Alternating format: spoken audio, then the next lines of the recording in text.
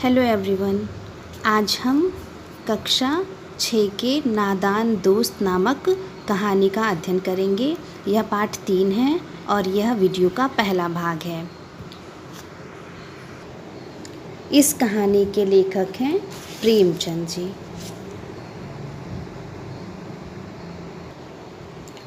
इनको मुंशी प्रेमचंद भी कहा जाता है और इन्होंने हिंदी कथा साहित्य में बहुत सुंदर सुंदर कहानियाँ व साहित्य को लिखा है। अब कहानी की शुरुआत करते हैं। यह कहानी केशव और श्यामा नाम के दो बच्चों के बारे में है। यह दोनों भाई बहन हैं।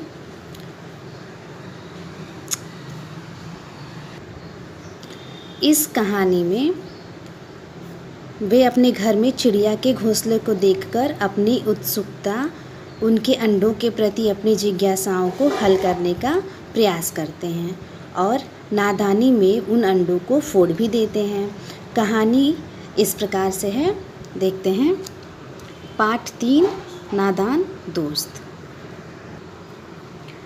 केशव के घर कॉर्निस के ऊपर एक चिड़िया ने अंडे दिए थे। केशव और उसकी बहन श्यामा दोनों बड़े ध्यान से चिड़िया को वहाँ आते जाते देखा करते। सवेरे दोनों आंखें मलते कॉर्निस के सामने पहुँच जाते और चिड़ा और चिड़िया दोनों को वहाँ बैठा पाते। उनको देखने में दोनों बच्चों को न मालूम क्या मज़ा मिलता। दूध और जलेबी की सुध भी न रहती थी। दोनों के दिल में तरह तरह के सवाल उठते। अंडे कितने बड़े होंगे, किस रंग के होंगे, कितने होंगे, क्या खाते होंगे, उनमें से बच्चे किस तरह निकल आएंगे, बच्चों के पर कैसे निकलेंगे, घोंसला कैसा है। लेकिन इन बातों का जवाब देने वाला कोई नहीं। न अम्मा को घर के काम धंधों से फुर्सत थी, न बाबूजी को पढ़ने लिखने से। दोनों बच्चे आपस ही में सवाल जवाब करके अपने दिल को तसल्ली दे लिया करते थे। यहाँ पर कॉर्निस का मतलब होता है कि छज्जा या फिर दीवार का जो निकला हुआ भाग होता है वह। इस पूरे पैराग्राफ में बच्चे जो हैं वो एक चिड़िया का घोंसला देखते हैं अपने छज्जे पर और उसके बारे में बहुत सारे प्रश्न उनके मन में आते हैं जिनका वह जवाब ढूंढना चाहते हैं, परंतु उन्हें उसका जवाब ना तो माता के द्वारा मिलता है और ना पिताजी के द्वारा। आगे देखते हैं। श्यामा कहती, क्यों भैया, बच्चे निकलकर फुर्र से उड़ जाएंगे। केशव विद्वानों जैसे गर्व से कहता, नहीं रे पगली, पहले पर निकलेंगे। बगैर परों के बच्चे बगैर परों के बेचारे कैसे उड़ेंगे। श्यामा बच्चों को क्या खिलाएगी बेचारी। केशव इस पेचीदा सवाल का जवाब कुछ न दे सकता था। इस तरह 3-4 दिन गुजर गए। दोनों बच्चों की जिज्ञासा दिन दिन बढ़ती जाती थी। अंडों को देखने के लिए वे अधीर उठते थे। उन्होंने अनुमान लगाया कि अब ज़रूर बच्चे निकल आए होंगे। बच्चों के चारे का सवाल अब उनके सामने आ खड़ा हुआ था। यहाँ पर गर्व का मतलब होता है कि घमंड या अभिमान, और पेचीदा यानी कि कठिन या मुश्किल। चारे से तात्पर्य यहाँ पे चारा है, यानी कि भोजन से तात्पर्य है यहाँ पर। आगे, चिड़िया बेचारी इतना दाना कहाँ पाएगी कि सारे बच्चों का पेट भरे। गरीब बच्चे भूख के मारे चूं चूं करके मर जाएंगे। इस मुसीबत का अंदाज़ा करके दोनों घबरा उठे। दोनों ने फैसला किया कि कॉर्निस पर थोड़ा थोड़ा सा दाना रख दिया जाए।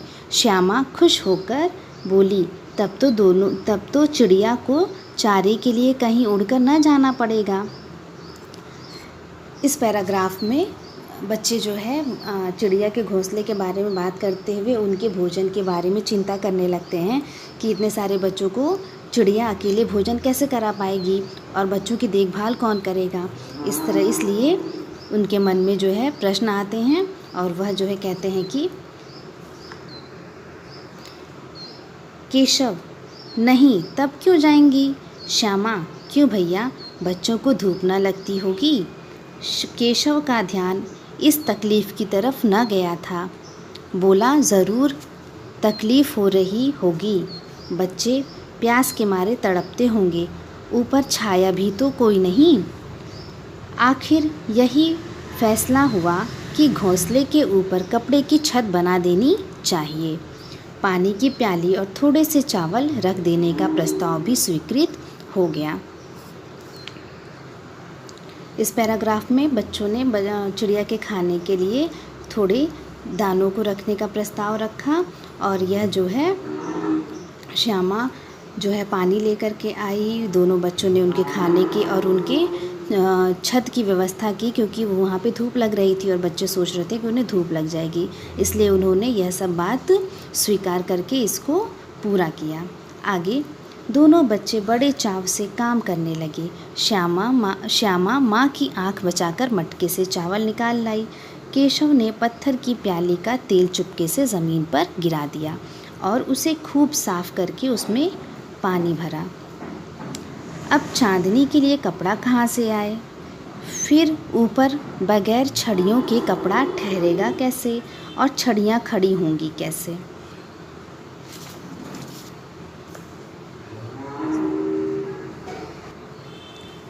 यहाँ पर चांदनी का मतलब वो है जो घोंसले के ऊपर छत बनाना चाहते थे, उसे ही यहाँ पर इन्होंने चांदनी कहा है। ठीक है, आगे केशव बड़ी देर तक इसी उधेड़बुन में रहा।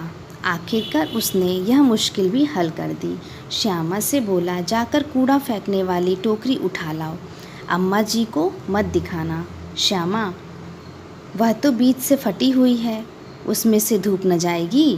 केशव ने झुंझलाकर कहा, तू टोकरी तो ला, मैं उसका सुराख बंद करने की कोई हिकमत निकालूंगा। यहाँ पर हिकमत का मतलब होता है कि उपाय। केशव ने श्यामा से कहा कि तुम जो है कूड़े वाली टोकरी लेकर के आओ, मैं उससे उसका छत बनाता हूँ चिड़िया के घोंसले के लिए। तो उसने वो टोकरी फटी हुई थी, तो श्यामा ने प्रश्न पूछा कि अगर वो फटी हुई है तो धूप तो आएगी। तो उसने बोला कि तुम पहले लेकर के आओ, फिर मैं उसका इंतज़ाम करता हूँ। आगे श्यामा दौड़कर टोकरी उठा लाई। केशव ने उसके सुराख में थोड़ा सा कागज़ ठूंस दिया और तब टोकरी को एक टहनी से टिकाकर बोला, देख, ऐसे ही घोंसले पर उसकी आड़ कर दूंगा, तब कैसे धूप जाएगी। श्यामा ने दिल में सोचा, भैया कितने चालाक हैं। अभी तक के पैराग्राफ में हम लोगों ने यह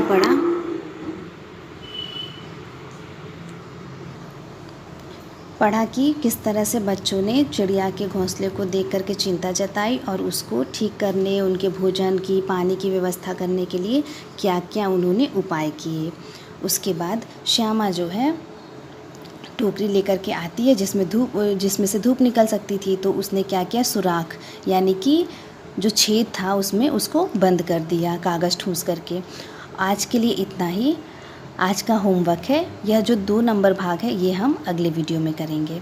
आज का होमवर्क, इन सभी प्रश्नों का उत्तर आप लिखेंगे। Thank you, have a nice day.